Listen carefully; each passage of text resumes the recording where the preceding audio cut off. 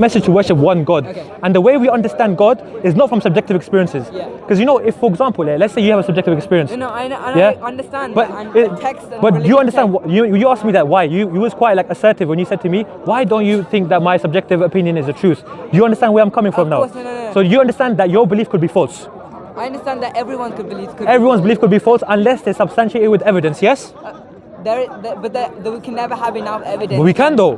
Because if God is all powerful and all limitless, then He's beyond evidence as such. Like, this is why, because that's not justice then. If God exists, why would He not allow His creation to acknowledge His existence? That's not going to be justice. Because He can acknowledge His existence, but I don't ever think we'll be able to truly understand Him as So do you think God has left us without a purpose?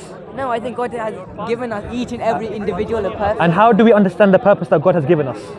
Through our own reflection in our life. But that's subjective, and subjective is false, like we agreed. But if you look in a religious text, will you be able to find your individual purpose?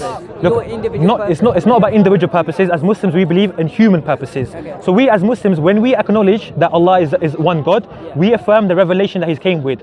So first, what we have to establish is that, for example, as you know, as Muslims, we believe that Prophet Muhammad, peace be upon him, is the last messenger. Okay. So we have to establish, if the Prophet Muhammad was the last messenger, if he was truthful, then we have to accept with his message. So as Muslims, we believe every single prophet, they came with the same message, to worship one God and to not associate with any deities with God, to worship one God. So Jesus, Noah, Abraham, Prophet Muhammad sallallahu, they all came with the message.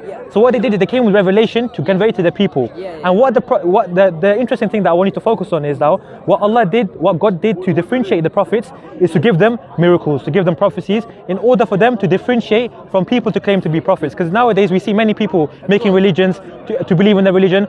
So how do we substantiate that as the truth? We look at the text. Have you ever had the opportunity to read the Quran, by the way? Out of interest. I agree, and I know the thing is, religions have, me personally, religions have differed within their text about the truth of Christianity, God. Judaism, they have differed, but Islam hasn't, by the way. We can get to that, by the way. And of course, but that doesn't mean that Christianity is any less right than Judaism, where Islam is any less right than Christianity. It does, sorry.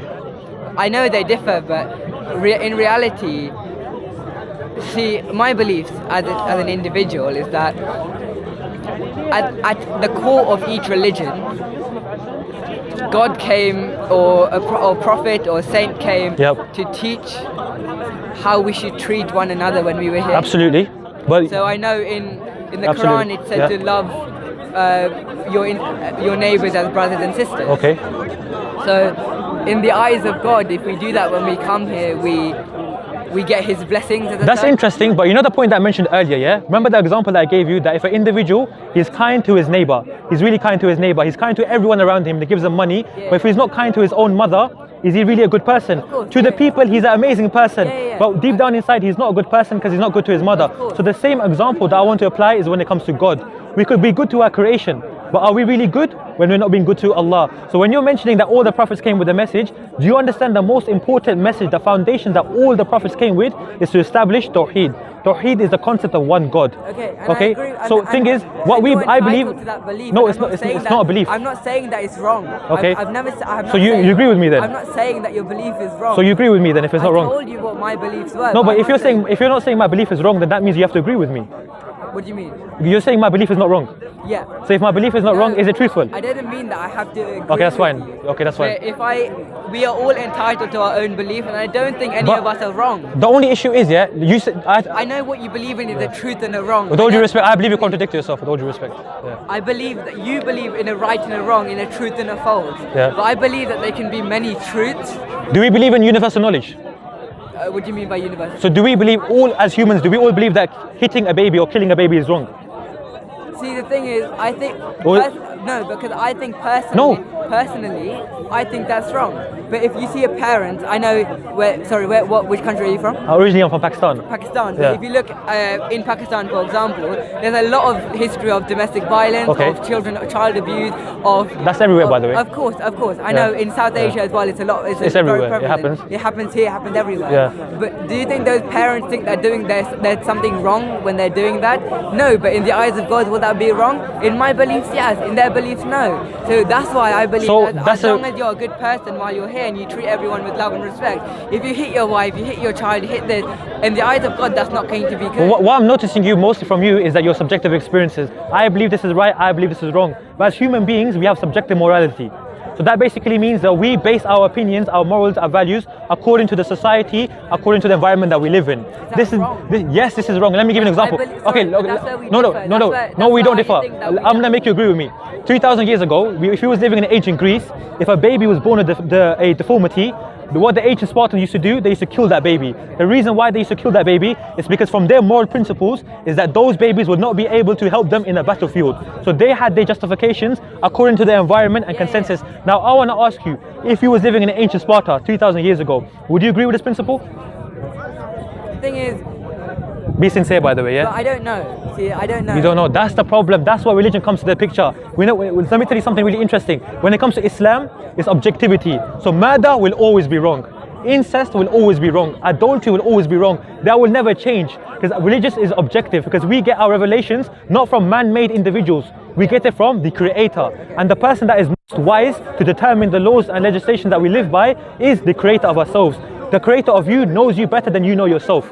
You would agree with this? So if the Creator knows you better than yourself, then you have to follow His divine revelations. And the only way that I can convey that to you is that you have to accept that Islam is the truth. And at the moment you don't. So if I explain to you Islam is the truth, then we can probably go to the conversation to see. Yeah. You say that Islam is the truth and I there agree. cannot be any other truth. Okay, are you saying there's multiple? Is that yes or no? I'm saying Islam is the truth and there is no other truth. Islam and Christianity, they cannot both be truths. Are you saying exactly, and that's so we won't ever find a common ground? Okay, now I want to clarify from I you. need to go. Okay, just do one more thing. I want to clarify. Do you believe Islam and Christianity, they're both truths? I believe they both can be true. Okay, in Christianity, it says Christians believe Jesus is God. Yeah. Islam, we believe Allah is God. That's a contradiction. So how can they both be truths? This is the thing. I believe that each individual is subject to their own beliefs. But that's not true then. That's false.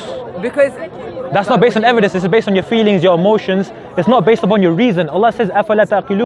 You're not reasoned. Why are you using your emotions? Put your emotions, put your desires to the side. Why? Why? Use your rationale that Allah has given you. God has given you rationale, yes? Of course. To think, but to God contemplate. has also given us emotions, has He not? God has given us emotions, but as men, of course, we have to put our emotions to the side because emotions are not always the truth, right? Of course, but you can be in your emotions and see the truth at the same time. Okay, wait. Emotions. You may see God. You may see No. a form of God, and you may. But cry. what you're doing is crying out of devotion. Yeah. Is that bad? With all due Is respect, that bad? you're is moving. That bad when you cry out of devotion? No, that's different. No, that's different. What you're But doing you is can use your No, that- emotions as well. that's- Just because God gave you logic and He gave you emotion doesn't mean He switch you on off and you keep. No, the other it's on. fine. As human beings, we have to have emotion. I'm not disagreeing with that. What I'm saying to you is that you're dismissing your rationale logic. You're saying to me that there's multiple truths, there's different forms. This person can have his truth, I could have my truth, and we can live peacefully and together. No, because that's a contradiction, my friend. Because For example, if what helps me doesn't help you and what helps you doesn't help me, does that? look, according to your desires, that will be fine. If what helps you doesn't help me and what helps me doesn't help you, What helps me, what helps you? Look, we have to worship God. We have to follow His truth. course. If you're not following His truth, if you want, you know in the Quran, you know what it says. You know in the Quran it says about. we believe in different truths. You know in the Quran it says, do not take your desires as your Lord. Think about this. Yeah. So do not take your desires as your Lord. Right now, as human beings, a lot of individuals, they take their desires as Lord. Whatever they feel comfortable with, they're going to accept it. Whatever makes them happy, they're going to accept it. But is that the way we get to truth? The way we get to truth is actually accepting and understanding who created us. What is our purpose? Who gave us divine revelation?